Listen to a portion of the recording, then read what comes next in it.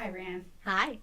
I'm excited to have you here today, and we are going to talk about a project that is new to us. Yes. And new to you. Yes. And it's about lupins. It is. And lupins are kind of this really exciting, hot topic. Yes. Everybody wants to know when they can get seed and when they can put it into the ground. Yep. And kind of up to this point, we're kind of saying, hang tight, guys. Yeah. There's a lot of the agronomy pieces that we need to know. Yes. Before we actually can actively look at production. Yes. So, tell us your piece of this puzzle. Yeah.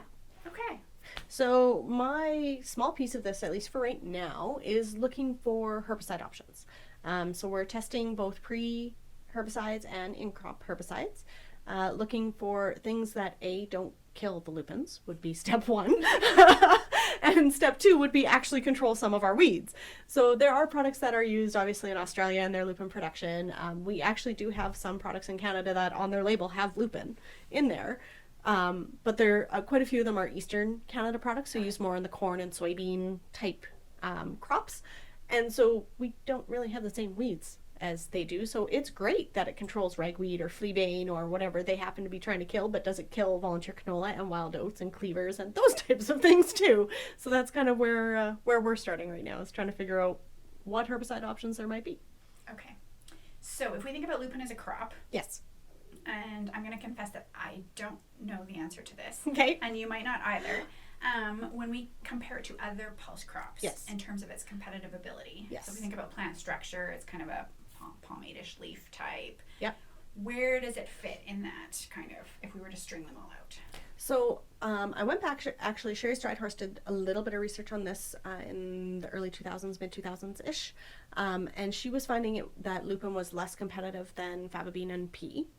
Having said that, if I remember correctly, and I could be wrong, I don't think they had the ideal inoculant for lupin at that time that they were able to use, and so that might have played a role. The other thing that I'm going to say is that is assuming that the field peas and the faba beans are healthy. As we know, there's been some aphanomyces issues, and so if the peas are dying to aphanomyces, lupins appear to be resistant or not affected by aphanomyces. That can kind of change the competitiveness picture as well. Because if your peas are dying but your lupins will grow, well, that could also be a bit of a... Okay. So, a bit of a mystery. Yes. Kind of in the middle-ish. Yes. In terms of probably better than a lentil. And is that just kind of because of canopy architecture? Probably. Okay. I mean, lentils are very short. Yeah. So lupins seem to be a little taller than that. Maybe not quite as biomass heavy as a pea. Like peas, when you got a good pea year, they can be very biomass heavy, right? I call them a rainforest. Peas are like a rainforest. And they hold that humidity, holy man, when you're biomassing in there. Sorry, little sidetrack, but wow. So yeah, I think a lot of that is just plant architecture and things like that. Faba bean they're tall and sticky. They're not going to have great competitive ability compared to some of those other things. But I think height is probably a good chunk of it versus lentils anyways. Okay. Just because lentils are so teeny tiny. So if we think about just the application process to lupin, we give a lot of time and attention, particularly to pea and maybe a little bit more with fungicide than herbicide, of penetration of the canopy, making sure we get good coverage down to those weeds. Is that something we still need to think about with lupin? Because most of the time our in-crop herbicide application should really, in theory, come before canopy closure. It's not something we have to worry about as much as with like a fungicide timing in peas or anything like that. A number of the products that we're looking at in our lupins are actually pre's as well. Okay. Just because that's sort of what we're seeing from other locations and just potential actives that might not kill the lupin and might have some activity on the weeds. You're looking at, when you're saying pre, you're applying preceding. Something preceding, not pre-emerge?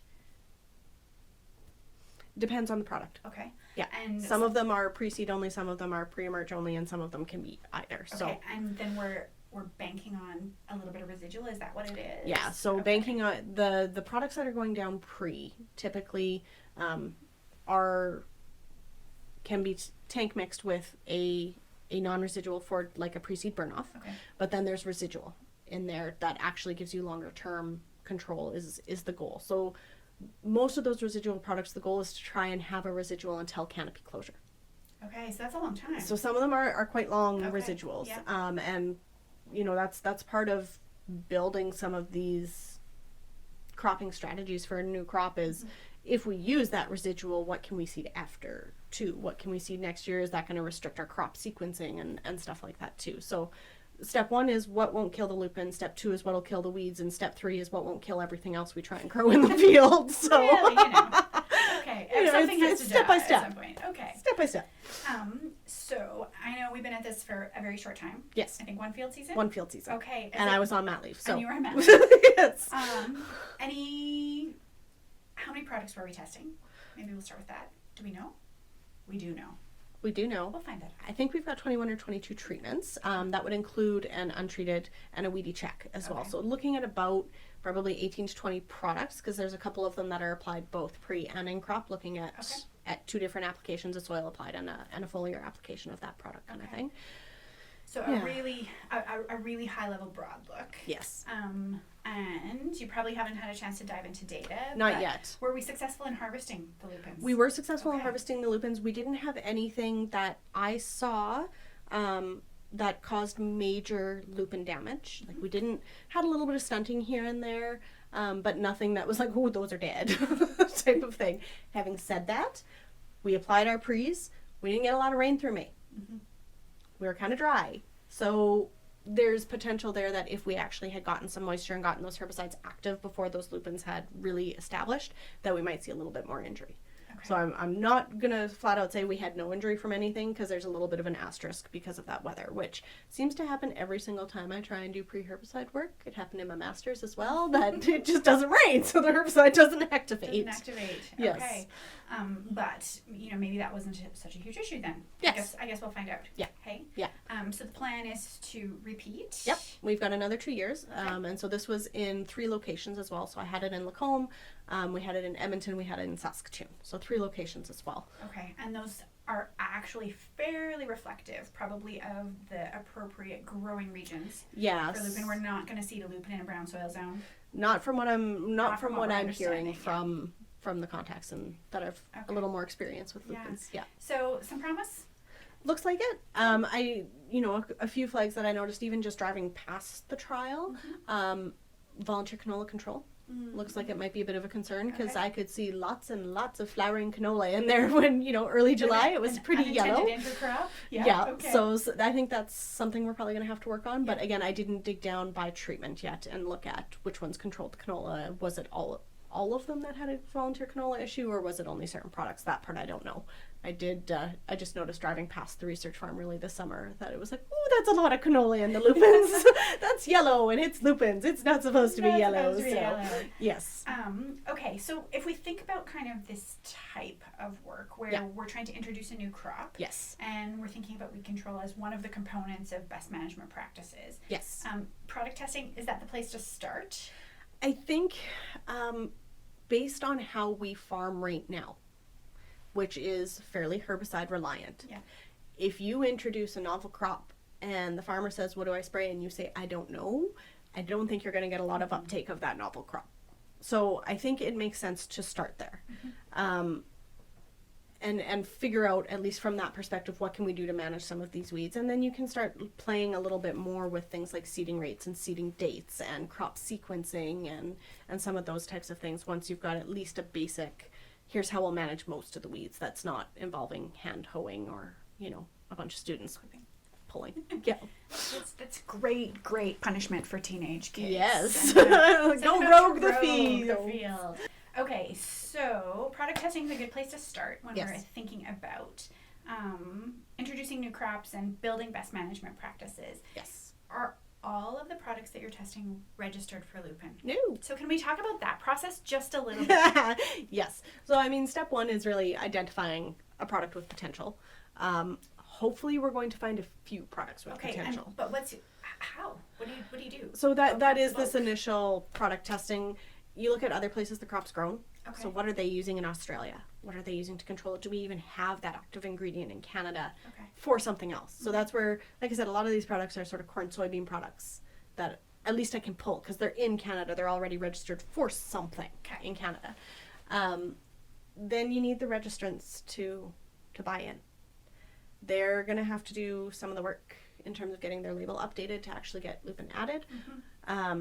Another option is going through the minor use program, which I will fully admit I don't have as much experience with, but I know they have to do a fair bit of testing with different dose rates and proving crop safety and all of those kinds of things. It does have to go into, that review process to get approval to be added to a label. So it's not necessarily a quick and fast process. Okay.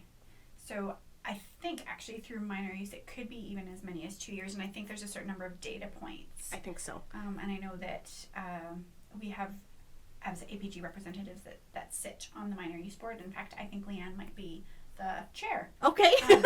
And so we work closely because pulse crops tend to be fewer acres. Yes. That tends to be the vehicle that we go through. Okay. This is kind of my first experience with some of that minor use stuff, so I'm learning a little bit as I go. And I think, the data that you generate will definitely be fed into that process. It can be added as one of the data points. Okay. So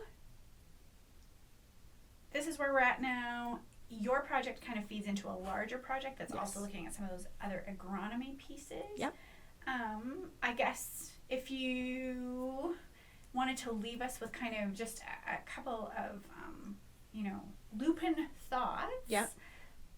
You saw the crop in other countries. This is a bit different. Is there promise? Do you think this is something that we should be pursuing? I don't see why we wouldn't. Okay. We talk a lot about needing more crops that we can rotate to, more disease breaks and weed breaks and herbicide mode of action breaks and all the breaks that, insects, and you talk to anyone involved with pests, we all say we need longer rotations.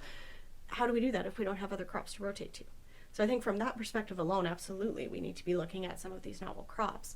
In terms of Aphanomyces, we'd like to keep having a pulse on farm so that we're getting all of those other benefits of the pulses too, the nitrogen fixation and the soil textures and everything else. And Aphanomyces is challenging that in a lot of areas, especially in the wet years, right? So having something that's resistant can't hurt, especially if there's then a way to maybe look at bringing some of those genes in. I don't know, right. Thinking very outside the box, but this is resistant. How is it resistant? And let's make our other stuff that way. Seems like a good idea to me, but I don't do that kind of thing. So maybe I'm just wishful thinking. I don't know. I think it demonstrates kind of just the larger narrative. Yeah. Right? Like you're looking at one particular piece, which is weed control, which is a really key and important component for me as a farmer being able to successfully grow and harvest a crop. Yep. That's of quality. But then I do think it opens that whole larger narrative about, how does this tie into genetics and to integrated pest management. Yep. You and I've had many conversations about, bugs, weeds, disease. There has to be connectivity between all of those, and yet we've tended to piecemeal things. So, I just think, again, kind of we're working with nature, which is a beautiful and complex system. Yep. And I'm just kind of trying to pick away one piece at a time. Yeah. So. Well, and I think with the weeds component too, just from a very weeds herbicide resistance perspective, if we can bring in some of these Eastern Canada products that we don't normally use in Western Canada, if we can bring in some different groups that we don't normally use in Western Canada, and add some diversity to our herbicide programs as well, that can't hurt for the rest of our crop sequencing either. To hopefully help us manage and mitigate some resistance issues. Good point. Awesome. Well, thank you so no much. problem. And we look forward to hearing the results of the research. Me too.